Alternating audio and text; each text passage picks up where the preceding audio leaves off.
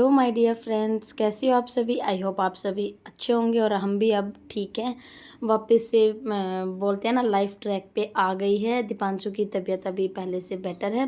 तो ये मॉर्निंग में 5 o'clock मैं उठ जाती हूँ। उसके बाद लक्ष्य का लंच बॉक्स रेडी करती हूँ एंड हस्बैंड का लंच।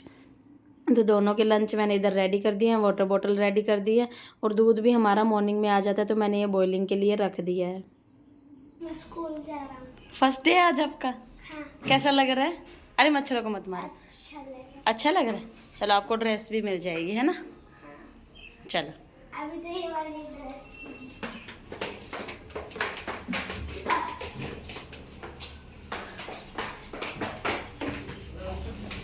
और ये लक्ष्य का था फर्स्ट डे स्कूल का, तो बहुत ज़्यादा एक्साइटेड हो रहा था ये जाने के लिए। हेलो मोनिया। हेलो। अब दूसरी साइड जाया करेंगे, हम उधर नहीं जाएंगे, है ना मोनी।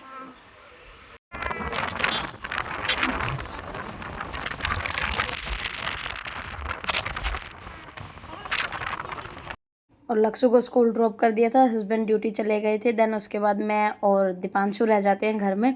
तो मैंने अपने रूटीन के काम आने के बाद स्टार्ट कर दिए हैं, क्योंकि ये जो रेसिपी है ना, ये नारियल चटनी की है जो अभी मैंने दिखाई है।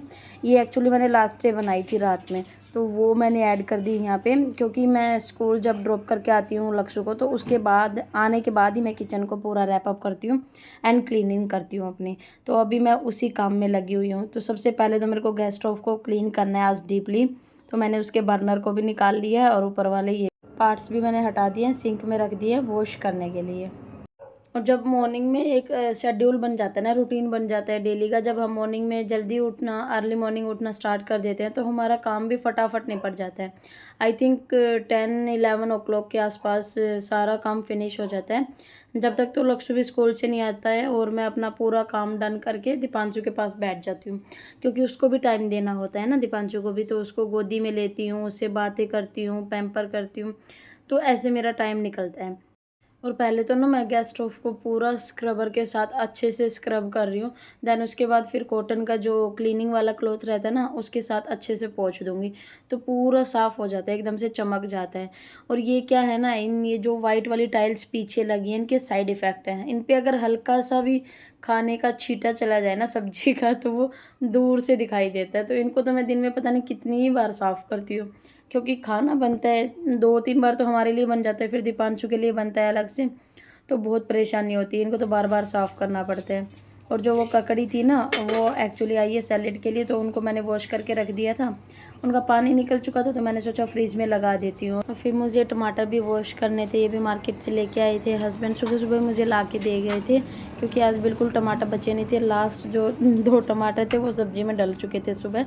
तो धनिया और टमाटर वो लेके आए थे, और ये ककड़ी। तो ये तीनों मुझे आज साफ़ करके क्लीन करके इनको रखना था। तो मैंने सोचा पहले मैं ना, जो गैस स्टोव के ऊपर मैंने स्क्रबिंग की है उसको साफ़ कर देती हूँ, अदरवाइज़ फिर जंक लगना स्टार्ट हो जाता है ज़्यादा देर तक अगर आप छोड़ देते हो गीला। तो पहले मैंने सोचा मैं ये एक बार पूरी क्लीनिंग डन कर दूँ, देन उसके बाद फिर टमाटर और वो धनिया साफ़ करूँगी।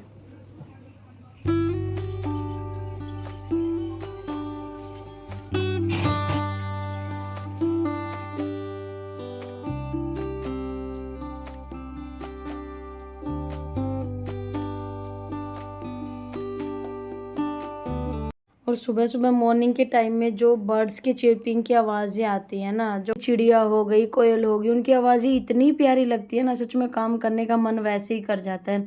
और क्वार्टर्स के आसपास इतने पेड़ पौधे हैं ना, कि बहुत ज़्यादा पक्षियों की सुबह सुबह आवाज़ें आती हैं अलग अलग तरीके की। ऐसे लगता ही नहीं आप बिल्कुल बोर हो गए ही नहीं काम करते करते। कई बार क्या होता है ना, हम म्यूज़िक सुनते हैं या फिर भजन वगैरह मैं लगा लेती हूँ, बट अभी मॉर्निंग के टाइम में क्या हो रहा है ना, इतने बर्ड्स की चिरपिंग की आवाज़ आती है ना, मुझे इतना अच्छा लगता है बहुत ज़्यादा। तो मेरा काम भी जल्दी जल्दी फिनिश हो जाता है। बहुत बार तो ना सच में मुझे ऐसी फीलिंग्स आती है जैसे मैं अपने खेतों में चली गई हूँ और वहाँ पे इतने बर्ड्स की आवाज़ें आती थी ना, वैसे ही मुझे यहाँ पे लगता है, क्योंकि पेड़ पौधे हैं। और देखिए मैंने गैस स्टोव पूरा क्लीन कर दिया, और जो सिंक में बर्तन रखे थे वो भी मैंने साफ़ कर दिए हैं। टमाटर भी मैंने अच्छे से क्लीन कर दिया, वॉश कर दिए हैं।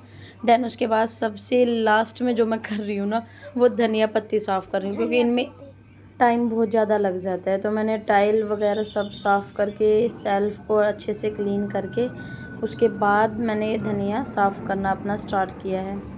और जब भी धनिया और पुदीना आप लोग भी लाते हो ना, तो उसकी सेल्फ लाइफ अगर आपको बढ़ानी है ना, तो उसको उसी टाइम दे दो। मतलब एक तो वॉश नहीं करना, उसको सूखा ऐसे ही क्लीन करके, जो उसकी पत्तियां ख़राब है और जो नीचे का डंठल रहता है उसको कट करके, जड़ रहती है जो, उसको कट करके, और जो ऊपर का धनिया मतलब पत्ती लिव्स रहती हैं और जो स्टेम रहती है ना, उनको अच्छे से एक बॉक्स में नीचे भी टिश्यू पेपर और ऊपर भी दोनों तरफ टिश्यू पेपर लगा के अगर आप स्टोर करके रखोगे ना, तो लाइफ बढ़ जाती है आपके धनिया और पुदीने की।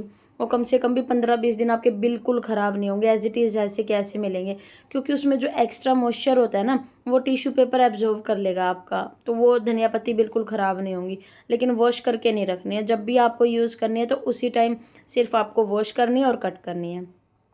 आधी हेडेक तो वहीं पे कम हो जाती है जब आप इतना टाइम देके एक बार वॉश करके रख देते हो तो।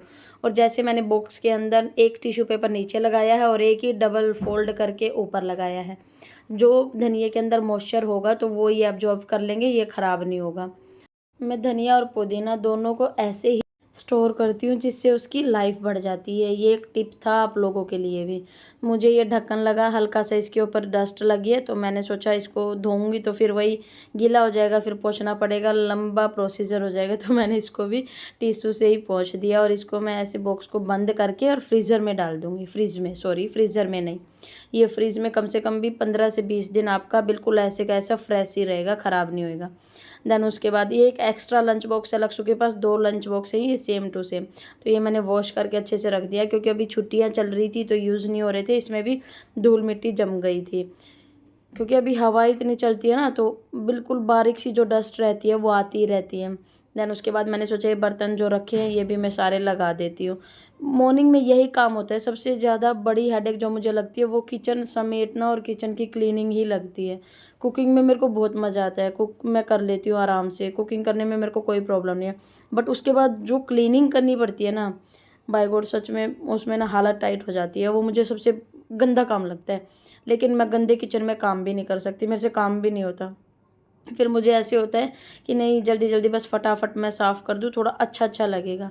जब साफ़ सुथरा एकदम क्लीन किचन होता है ना, तो मन भी करता है कुकिंग करने का।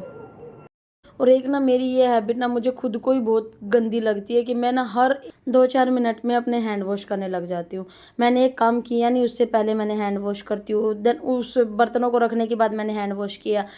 बहुत बार तो ना मुझे खुद पे ही हंसी आती है, जब मैं अपनी वीडियो एडिट कर रही होती हूँ ना, तो मुझे खुद को ही लगता है कि मैं कितना हैंड वॉश करती हूँ बार बार, क्या इतनी नीड होती है, बट पता नहीं हैबिट बन चुकी है बार बार हैंड वॉश करने की।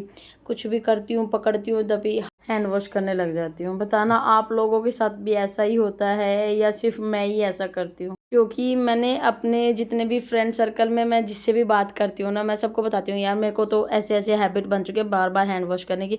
तो मेरे को सभी मोम्स ना ऐसे ही बोलते हैं कि हमारा भी सेम हाल है। तो मुझे लगता है मतलब 90% लेडीज़ का यही हाल होगा, बार बार हैंड वॉश करना, बार बार हैंड वॉश करना। तो प्लीज़ बताना कमेंट बॉक्स में आपके साथ भी ऐसा होता है क्या। और ये जब तक मैंने क्लीनिंग डन की ना, तो मेरे को भूख लग गई थी सच में, तो मेरा भी लंच करने का मन नहीं था, तो मैंने सोचा मैं अपने लिए फ्रूट कट कर लेती हूँ और दीपांशु के लिए, तो दीपांशु को भी मैंने खिलाना था और फिर मैंने भी फ्रूट ही खा लिया था। अभी लंच करने का कोई मूड ही नहीं था, क्योंकि लक्ष्य जब स्कूल से आता है तब मैं उसके साथ ही लंच करती हूँ। तो ऐसे मेरा मॉर्निंग का रूटीन चलता है। देन उसके बाद जब लक्ष्य स्कूल से आया तो मैंने उसके लिए वाटरमेलन भी कट किया, तो देखिए बिल्कुल रेड था एकदम, और मीठा भी बहुत था सच में। बहुत ही कम रेयर चांस होते हैं जब इतना अच्छा वाटरमेलन आता है। तो फिर मैंने लक्ष्य को ये कट करके दे दिया था आफ्टरनून में। देन उसके बाद मेरे कपड़े सारे धुल गए थे, और अब ना इतनी अच्छी खासी धूप आती है, अच्छी खासी क्या बहुत भयंकर वाली धूप आती है, मतलब आधे 1 घंटे में आपके कपड़े बिल्कुल सूख जाते हैं। तो मैंने अभी थोड़ी देर पहले ही डाले थे, जो पहले का बैच था वो, ये सारे सूख चुके हैं। तो उसके बाद मैं दूसरी बार वाले निकाल के लेके गई थी ऊपर छत सुखाने के लिए, क्योंकि ये उतारने थे। अब अगर पूरा दिन अगर आप धूप में कपड़े छोड़ दोगे ना, तो वो आपके कपड़े का कलर आपको दिखेगा ही नहीं, इतना फेड हो जाएगा। और मुझे ना नीचे गेट बजने की आवाज़ आ रही थी, तो इसलिए मैं झांक के देख रही थी नीचे कि कौन आया है। तो ये कपड़े उतार के फिर मैंने ये रख दिए थे। ऐसे मेरा मॉर्निंग का रूटीन चलता है। Thank you for watching guys, take care, bye bye. फिर मिलेंगे नेक्स्ट व्लॉग में, तब तक के लिए आप अपना और अपनों का ध्यान रखिए। और दीपांशु की तबीयत ना अभी पहले से काफ़ी बेटर है, क्योंकि पहले उसको ब्रीदिंग इशू बहुत ज़्यादा हो गए थे, बट अभी जब से उसको पैग ट्यूब लगी है ना, तो पैग ट्यूब से उसको खाना खिलाना रहता है, मुंह से तो खाता पीता नहीं है, तो अभी उसका ब्रीथिंग इशू काफ़ी हद तक बेटर है। और जो उसकी सक्शन करना पड़ता था ना, लार वगैरह अटक जाती थी गले में, तो अभी सक्शन भी काफ़ी कम हो गया है पहले से। हार्डली 1 या 2 बार ही सक्शन करना पड़ता है, अदरवाइज़ दीपांशु खुद से खांसी करके लार को निकाल देता है बाहर।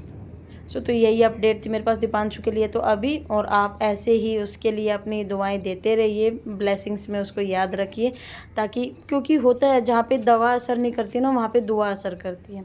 आप लोगों की दुआओं की बहुत ज़्यादा नीड है। तो दीपांशु को आप ऐसे ही प्यार देते रहिए, ऐसी ही दुआएँ देते रहिए, वो काफ़ी बेटर हो जाएगा। Take care, bye bye everyone.